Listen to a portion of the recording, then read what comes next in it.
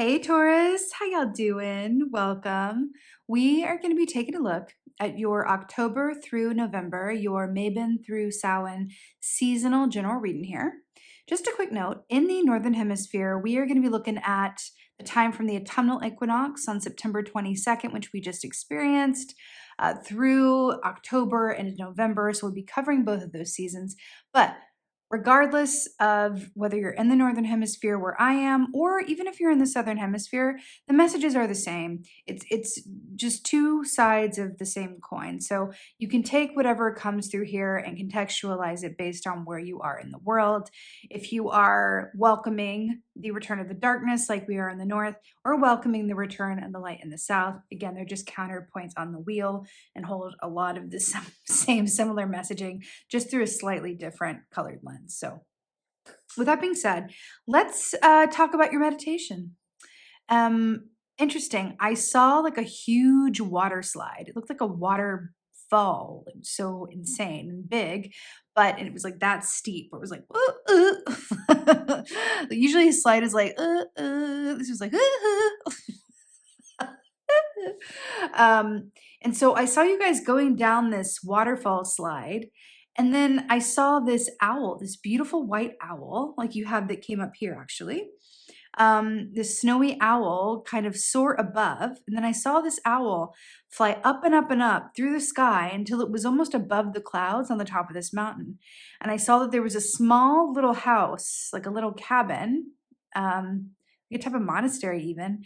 And out came this person and it took the message that the owl had in its talons. It was like bringing a message, read the message and thanked the owl, and the owl kind of flew off and onward and upward. And I saw it go up and up and up and up and up this ladder to the heavens, up and up and up. And then I saw this beautiful rainbow emerge with the 10 pentacles from the 10 of Pentacles, like outlining this rainbow. So it felt like a hybrid of the 10 of Cups, which is complete emotional fulfillment and wellness, happy home, happy family, absolute bliss, with the 10 of Pentacles, which is ancestral wealth, happy home and family, but also well-funded, feeling very grounded and secure and safe in all of your physical experiences, right? So emotional and physical coming up with the Cups and the Pentacles in that 10 of Cups / Pentacles hybrid. Very powerful, Taurus. I want to say to you, I do feel like during this time, this is a very, we're going into the time of the year where the veil is it's thin. So I do feel like you have a direct line and connection to those upper energies. If people call it different things, the other side, heaven, I feel like you have a more direct line to that. So ask for what your heart desires. Ask for what your heart desires. I seldomly get that in a message. It's usually a little bit more, like less, I think, sugary sounding. No judgment. Ask for what your heart desires, because I feel like there's power in it and there's energy in it. And I think you might be surprised by what comes through when you ask. Fascinating. So also, owl energy is about wisdom. It's high priestess energy. Owls see just as well at night as they do during the day. That's why we say the sun lives through the owl at night. There's something about that that's coming through as well. I feel like there could have been some darkness or some sort of loss or disappointment or shifts or changes that have gone on. Maybe not even like terrible ones, but just like kind of a bittersweet feeling. And I feel like you're moving into a time where things are just going to grow and manifest for you in a really beautiful way. I'm seeing like the judgment key, washing away the past, healing the pain, and moving on to a new future. It feels incredibly good.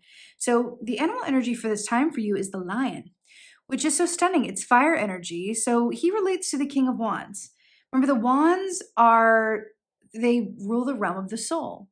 And they speak of the actions that we do or don't take around the work that we love to do around our soul purpose, right? About the relationships about which we're passionate, right? Those soul partnerships. So it's interesting here with the King of Wands because he knows exactly when to move, when to be still. He's the creative king. He knows what to say yes to, what to say no to. He's always acting within perfect time. And because of that, he's a manifestation master. There's also a sense of confidence that comes in with the lion. So I do feel like you are being encouraged to put yourself out there in a new way or in a bigger way. Put yourself out, let yourself be seen. Apply for that thing. Put your name in the hat. Volunteer for that group. You know, book that photo shoot, whatever whatever it is. It feels like allowing yourself to be seen and putting yourself out there. It's going to yield some really beautiful returns. Like, go for it. I'm hearing it's a slim chance, but I'll go for it anyway and see what happens.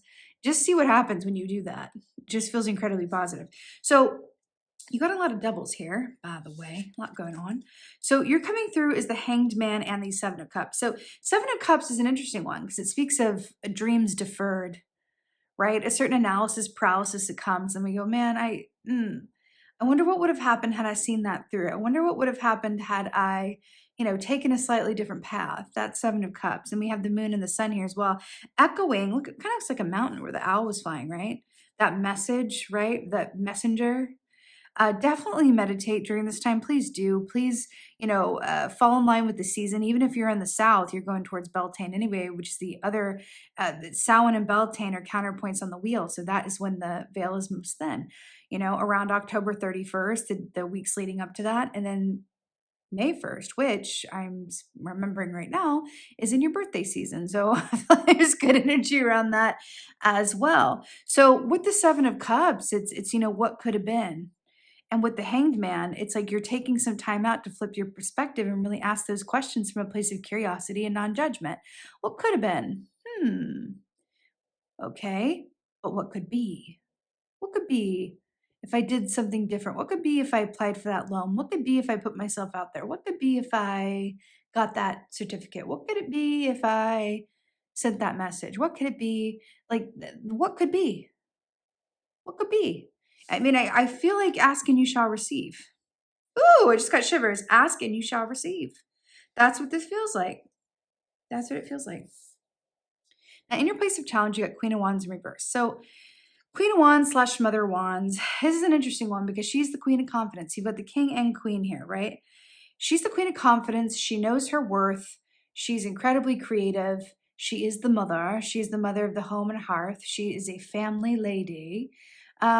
But there is this aspect here. It's funny because she's depicted as with the cats on her. There's a lot of like feline energy here. I like it. When this comes up in reverse, it shows a disconnect from your most confident and ideal self. It shows a disconnect from putting time into and effort into what really makes you feel like you're connected to your purpose. So I see a bit of a disconnect from your purpose here. So really look at how you're spending your time, what you're doing, and think about something that might be missing. What might be missing? What could you have a little bit more of or a lot more of that would feel like you're waking up every day with a sense of purpose, right? That is so, so important to us as human beings, feeling like what we do matters, feeling like we're doing at least an aspect of what we're here to do from a soul perspective, right? What are you creating in your world? Because we are creators. Even if you're not specifically like an artist or maybe you're an entrepreneur, maybe you're a teacher. How are you creating a better environment for those kids? How are you creating, right? As a mother, how are you helping other mothers if you're a mother, right? Do you want to help other mothers? Think about it. How can you, from everything that you've learned, turn around and teach from that place of wisdom or move from that place, right? How does what you do matter on a larger scale? That's the question. Advice. So we have the Ace of Wands and the Five of Pentacles. So Pentacles, Earth energy, Taurus energy. But this is very much about feeling separate or outside of where you belong or what you desire, right? Ace of Wands is like the antidote to this droopy rose here. Very much big passion. Remember, the wands are about the work you do. So the fact that this is your advice, seriously, it's like really, really connect with that creative spark within you and tend to your own flowers. Okay? What is this rose for you? What have you left to wilt in your life? Your health, your financial status, your creativity, your dreams, your family connections, your travel, whatever it is. What have you left to wilt? And how can you imbue it with new life by giving time and energy to it and stoking that flame? This rose that you've left to wilt, whatever this is, maybe it's a relationship you want to, reconnect with or meet. It could be, a family member or a friend or, romantic, whatever. What is this rose that was left to wilt that you've never quite forgotten and that comes up when you listen to this reading? This needs sunlight. and fertilizing and water. How can you do that? What is that for you? Ace of Wands, the antidote. Okay, perk this thing on right up. So, Daughter of Wands / Page of Wands, here again with that owl energy. I absolutely love it. Now, this is brilliant because in your place of victory, Page of Swords is an idea. It's knowledge. It's also a message or a piece of information that comes through, someone reaching out, right? There's also an aspect of being observed and observing as well. I feel like in your place of victory, you're going to come out of this with like a lead, is what what I'm hearing, a lead. Remember asking you shall receive and that 10 of cups / pentacles hybrid that I saw coming through? Why do I feel like you're either taking a chance or applying for something or putting yourself out there in something that you think has seldom chance of like coming through, but then it does. It does. Asking you shall receive. This just feels like something small that's like an idea or a kernel of an action that just feels incredibly good. And this feels like you putting out communication and receiving it around that. Feels really good. Feels like a letter, an email, a message, something. Feels really, really good. Now your outcome is everything. You've got the World. Remember I said I saw the Judgment key in my mind's eye? This comes right after the Judgment key. This is the completion of a cycle. This is celebration. This is victory. The B energy is 3 of Pentacles energy, which is teamwork and what you're specifically good at, your master artisan self, right? More pentacles there. I love this so much. This is like feeling like, woo, I did it. I'm telling you, this is going to be quite a time for you. And I'm here for it. Why do I feel like things are going to move quite quickly once you identify what this rose is and imbue it with new life? Commit to it. Commit to it.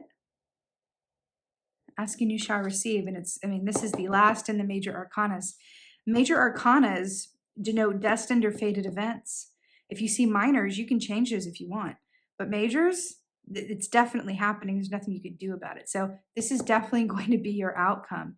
It's just how big or small is this for you? Dreams deferred, flip perspective, connecting with your dreams and your creative self and your confidence, right? Nourishing what in you wants to be really live as your purpose and your soul point, and then moving from there, from a place of divine timing and action, divinely inspired action. Getting specific, asking you shall receive. I love it. So your Mabon Oracle here is shapeshifting. 5 + 3 is 8, which is interesting because 8 is the number of monetary wealth. And the lion, which is also depicted on the strength key in the tarot, is the 8th major arcana. That's interesting. Shapeshifting, 35. Transformation is not the loss of what once was. It is the evolution of a more powerful self. Have we talked about stepping into your Queen of Wands? And really connecting with what fires you up and what you're here to do. Transformation is not the loss of what once was. It is the evolution of a more powerful self. What could be, right? What could be? I feel like this is commenting on what we were saying with, how can you help others from what you've learned? How can you take what has been and redefine it for yourself so that you can move forward and breathe new life into your purpose and your experiences, right? Now, this is your Samhain Oracle, and I absolutely love this for you. Crystals and herbs. Oh, what medicine, what sacredness to behold. A dash of healing straight from mother's home. This is interesting. There's that theme of mother coming in here with the Queen of Wands and that sense of nurturing and safety and, feeling safe enough to get it wrong, feeling safe enough to fail. That's what you try to do with kids, right? Is imbue them with that confidence so that they feel safe enough to get it wrong so that they learn. Something in that for you. Oh, what medicine, what sacredness to behold. A dash of healing straight from mother's home. Crystals and herbs, number 12, which is the number 3. So this oracle speaks, oh, hello. This oracle speaks, my computer going off there of its own accord. This speaks of what it is to be an earth sign. This speaks about, connecting to the material, simple pleasures of life, to ground yourself and to give yourself the gift of pure and clear perspective and encouragement. And honestly, for Taurus, there's just no better remedy. It's absolutely perfect. Keeping all of this in your mind, every message is coming through here. And then go and ground yourself in the earth. Take a walk in nature, bake a pie, but put some stuff in the slow cooker. Honey, I'm obsessed with the slow cooker meals. Let me know in the comments if anyone else is. I really love a slow cooker meal. I do. I'm obsessed. And we're going into the time of year for that. So I'm here for it. Make a meal, mend something, think about how you can really call upon your Taurus superpowers of being here to enjoy the physical, practical aspects of the human experience. This is why I think your sign is your particular magic. Taurus magic in particular teaches us how to be embodied. It teaches all of us souls, right, that are incarnated in these human meat suits, how to best be embodied and walk through life connected to the human experience, right? That is Taurus magic. Remember, your sun sign is what you're here to grow into, right? It's what you're here to grow into, and it's what you're learning and mastering. So if you ever wonder if you are living your highest and best life, a clue into that could be, how much of a Taurus are you being? Are you embodying the best part of what it means to be a Taurus?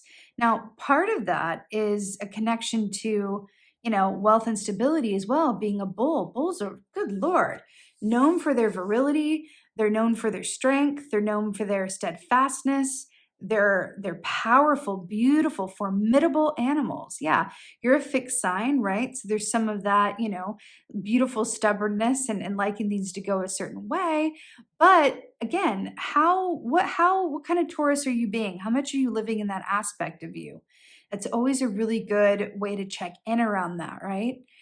Also, your moon sign is your factory setting.